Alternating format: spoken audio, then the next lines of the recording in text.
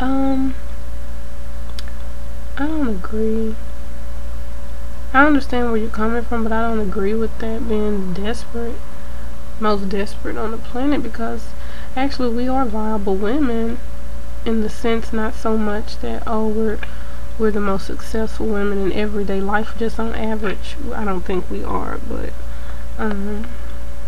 but we do have American citizenship, and that in itself is valuable. It's like gold. So there are a lot of people who would try to befriend us or come into contact with us for simply for that reason, to get green cards. So we are still Americans. So we're not that desperate. Actually, we honestly would need to be more careful in our dealings with people that are immigrants from other countries. I would definitely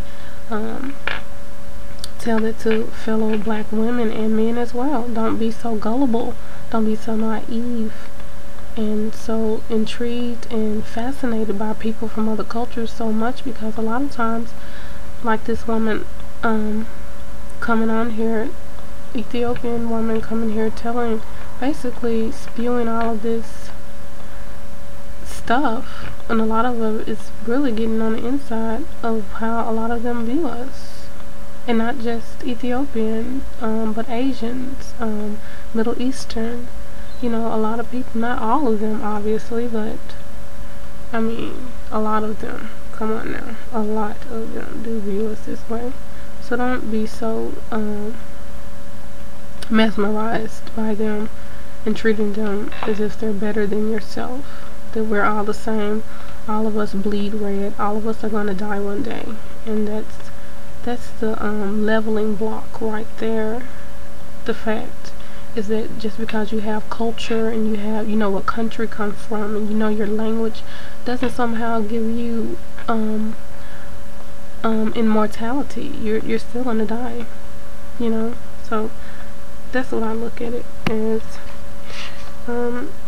It was something that I wanted to speak about. Let's see here. Long-term life goals.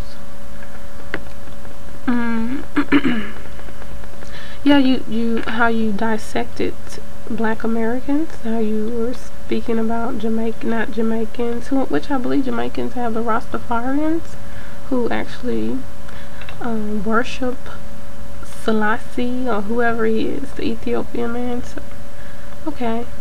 And then you have the Haitians, and you spoke of Caribbean people in general, so anybody that's from the Caribbean. Now you didn't speak of people in South America. Now there's a whole heap of black West African slaves as well that's in South America, in Brazil in particular. So were you also speaking of them?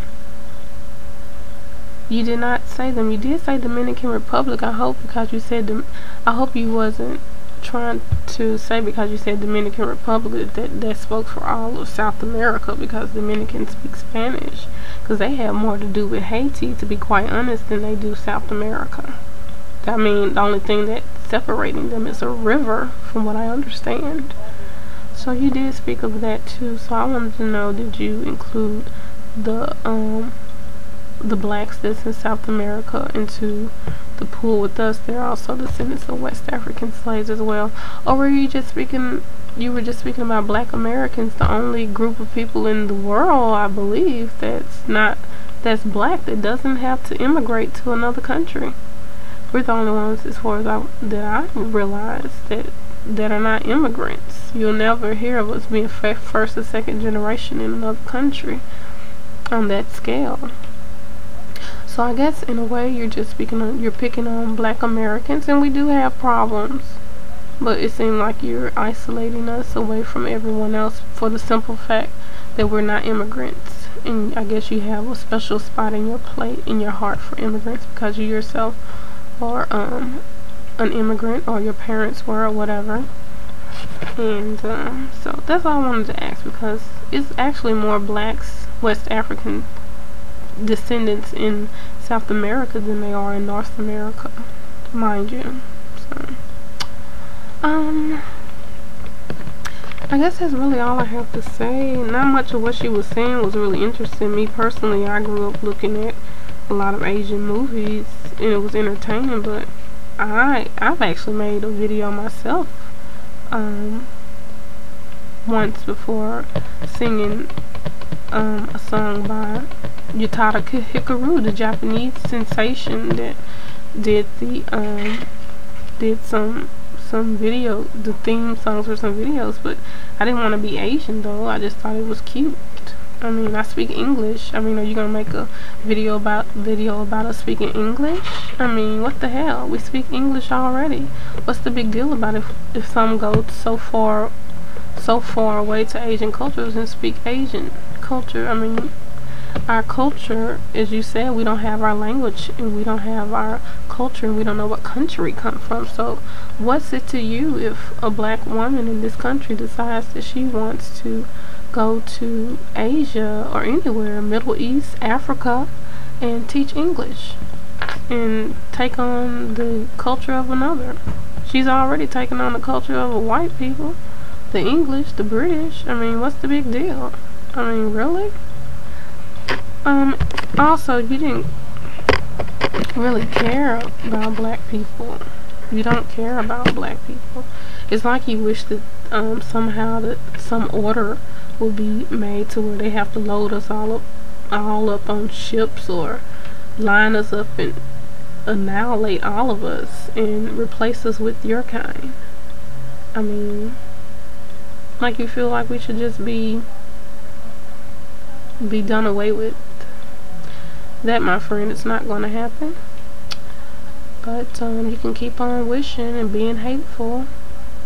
But just like the black men that come on here co-signing, they were co-signing coming from a very ugly place. I come from a very sincere place because I myself am black American. So I understand that there are a lot of things. There's a lot of things that I don't like because I'm not typical myself. I can be, but I'm not. But every black woman is not trying to be Asian, and as you were saying, Asian men wouldn't want to be with a black woman who was morphing. Yes, he would. If he liked black women, the way their bodies are shaped, yes, he would. Something as silly as that.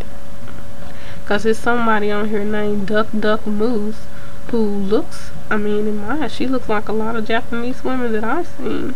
Maybe not just like them, but she takes on their characteristics, but she is definitely does not have their body frame.